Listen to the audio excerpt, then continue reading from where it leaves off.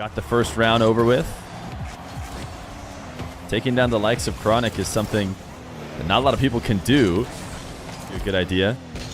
About the same as they went with First Killer. 87% in favor of Daniel. Daniel's going to be...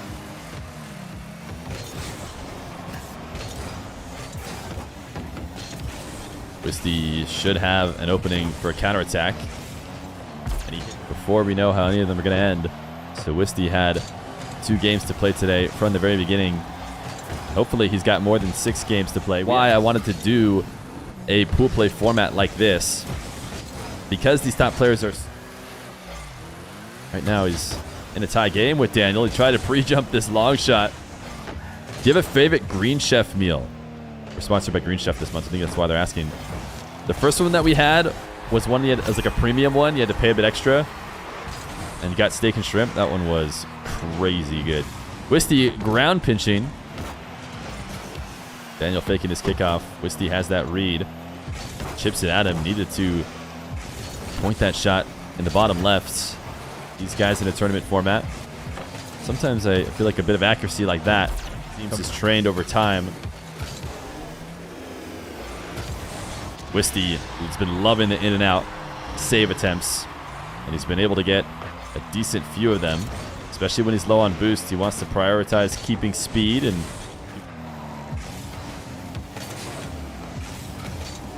Oh, that's certainly not what Wisty wanted. And that's just a misinput. I mean, really not much else to say about this. I don't even think Daniel... I think that one was just...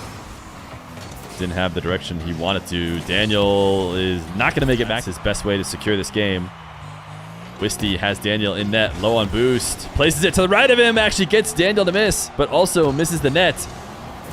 Tries to flick it to a position that a low boost Daniel wouldn't be able to get to. Does not succeed. And Daniel actually can't slam this to the ground. Wisty does a great job to keep it in the air. And is underneath it, flicking it past Daniel, who went a little bit all in, trying to bump him. But that touch will be one that Wisty can't get back to. So while it was a great setup and attempt, only the last game did First Killer really and truly pull away in a way that Wisty didn't stand a chance to come back. Oh my goodness, Daniel almost slotted it perfectly crossbar down and in, but just barely not enough. Gave Wisty time. I was going to have to use the little bit of boost that he does have left to try and prevent the Wisty shot. Interesting camera check from Wisty. Seemed like he was looking to see what Daniel was going to do in terms of challenging the ball and then didn't really react to what he saw. He weighed out Wisty. Wisty camera check. These are the situations that Wisty needs to do his best to test Daniel. I think spots like those can be really useful for when the game is slowed down. Wisty's gotten to a carry and Daniel's been ready and waiting. Wisty hasn't really tested him again. Wisty decides to play a really strong first touch and it works out. Instead of corralling the ball, going for another carry, he wants to close the distance immediately. He sees Daniel's on 0. And back during the Daniel domination era, it looked like him winning kickoffs to the side wall and farming wall to air dribble after wall to air dribble. Oh, what a save from Daniel! Oh, he couldn't get the second one.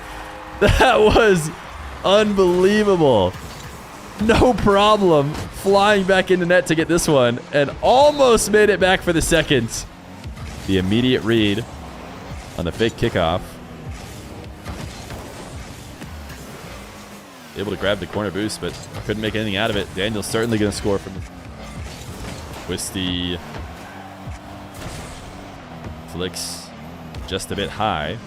Good news is that the ball is still in his possession. And he's got a soft shot that Daniel, something similar. That player went on to be a defensive MVP in their RLCS in the previous major, right? It was the last major that KV won. Showed everybody what he's capable of. Now another dribble from him. Pulls off the ball. Wisty does not overcommit to the first save. A fake from Daniel. An attempt to try and get himself another window to score. And instead, Wisty defends well. Soft flick from Daniel. Actually not on. Bump Wisty twice. Wisty needs... Yeah, all Daniel needs to do is kind of sit around the ball as it comes down to the Octane. Bounce dribble. Not able to make it past Daniel, who is taking his trip around the semicircle to pick up pads, and Wisty fakes the flick. Goes underneath the jump of Daniel. Daniel actually only able to get a couple pads. Sometimes a trade worth making, sometimes not. In this case, Daniel having to rush back, ends up overshooting the save attempt. We saw him only in Game 3 start to try and incorporate it against First Killer, and it seems like a similar story here today. So he looks to get creative, although he's had a couple really good games against Daniel. 1-goal games where he's had a chance. Might be able to take it in regulation. Wisty has the perfect read on these fake kickoffs. Let's watch it again from Wisty's perspective. See, oh yeah, that one is fairly clear. Wisty backflip, flick, keeps himself well positioned, but then not able to get a favorable challenge. Daniel punishes as Wisty falls back into the corner.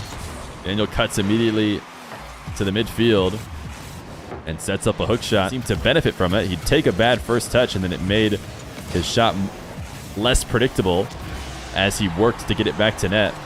Wisty hasn't really been able to do that. If his first touch isn't on target, ball has mostly stayed on his trajectory and getting taken off the map. He's got Daniel in a shadow position into the air dribble bump. Daniel could knock it over the top of it. He tried to go underneath it, and he's just barely not able to. He does get to the ball, but ends up flip in front of where Daniel would be to guarantee he gets the 100. Now these two fighting for possession at midfield. Daniel is going to be able to shoot on target and end the series 3-0 as these guys go back and forth. Daniel lands and recovers quicker to this one.